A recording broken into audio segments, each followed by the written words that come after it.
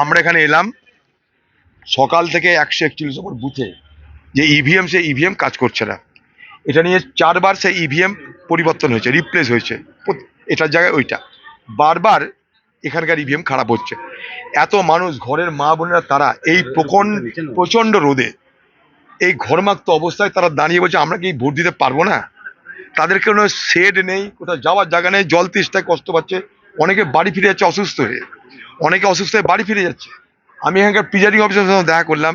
Presiding officer সে বলছে আমি helpless, কারণ আমি বারবার বলছি কোথাকার চেঞ্জ করছে, নিয়ে আসছে একটা করে, সেটা খারাপ হয়ে যাচ্ছে। তো নির্বাচন কমিশনের পক্ষ থেকে বলা হয়েছে আমরা টেকনিশিয়ান পাঠাচ্ছি, ইঞ্জিনিয়ার পাঠাচ্ছি, এই করছি তাই করছি, কিন্তু এফেক্টিভ কিছু হচ্ছে না। ফলে আমাকে বাধ্য হয়ে আসতে হলো। এবং আমি সিইওকে কমপ্লেন করেছি লিখিতভাবে।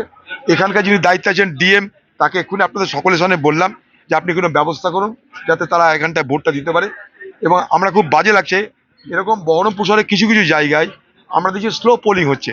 দেখুন, অ্যান্টি ইনকামেন্সি যেখানটায় প্রখর, সেখানে যদি স্লো পোলিং হয় বা সেখানে যদি ভোটদানে ঝঞ্ঝাট হয়, এখানকার শহরের মানুষ তারা হয়তো এরপরে ভোট দিতে আসবে না। ফলে যারা ক্ষতি হবে, যারা সরকারের বিরোধিতা করে, তাদের ক্ষতি হতে পারে। সরকারের ক্ষেত্রে কোনো ক্ষতি নাই। সাধারণত বেশি ভোট যখনই পড়বে, জানবেন সরকার বিরোধী ভোট, এটা সরকার বিরোধী ভোটে যদি স্লো পোলিং হয় তাহলে ক্ষতি হয় বলে আমি জানি। তাই ডিএম সাহেব বলছে আমি দেখছি, তারা বলছে আমি দেখছি, আমার কাছে খবর এসছে, আমি দেখছি।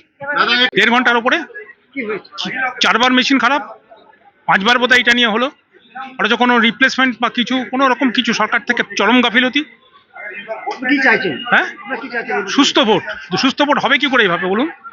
মানুষ যদি করতে করতে আস্তে আস্তে ইরিটেট হয়ে যায়, তখন কি সামলাতে পারবে? তাহলে চিন্তা করুন আপনারা, মানুষেরও ধৈর্যের একটা সীমা আছে। আর কি করে সার্টিফাই করে এগুলো এই মেশিনগুলোকে ছাড়ে?